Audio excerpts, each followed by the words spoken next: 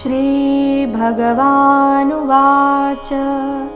असंशयं महाबाहो मनो दुर्निग्रहं चलम् अभ्यासेन तु कौन्तेय वैराग्येण च गृह्यते.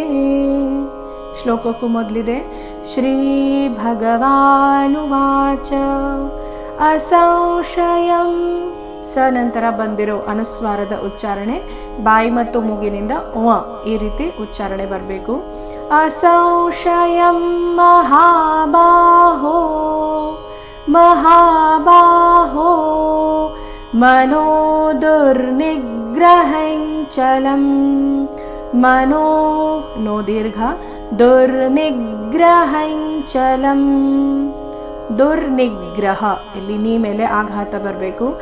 ದುರ್ನಿಗ್ರಹಂ ಚಲಂ. ಅಭ್ಯಾಸೇನ ಅ ಮೇಲೆ ಆಘಾತ. ಅಭ್ಯಾಸೇನ ತು ನತು ಈ ರೀತಿ, ಅಂದ್ರೆ ಎರಡು ಸಹ ರಸ್ವ ಬಂದ ರೀತಿ ಆಯ್ತು. ಅಭ್ಯಾಸೇನ ತು ಕೌಂತೆಯ ವೈರಾಗ್ಯೇಣ ಚ ಗೃಹ್ಯತೆ. ವೈರಾಗ್ಯೇಣ ಚ ರಾ ದೀರ್ಘ ಬಂದು ಆಘಾತ, ಣ ಮತ್ತೆ ಚ ಎರಡು ರಸ್ವ. ವೈರಾಗ್ಯೇಣ ಚ ಗೃಹ್ಯತೆ. ಗೃ ನಂತರ ಅರ್ಧ ಪೂರ್ತಿಯ ಬಂದಿದೆ. ಗೃಹ್ಯತೆ. ನೋಡೋಣ ಪೂರ್ತಿ ಶ್ಲೋಕ.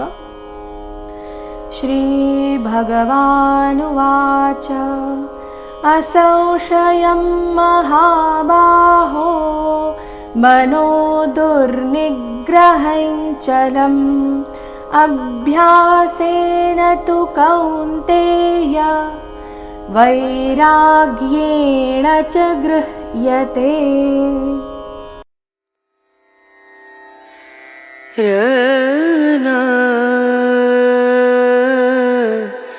ರ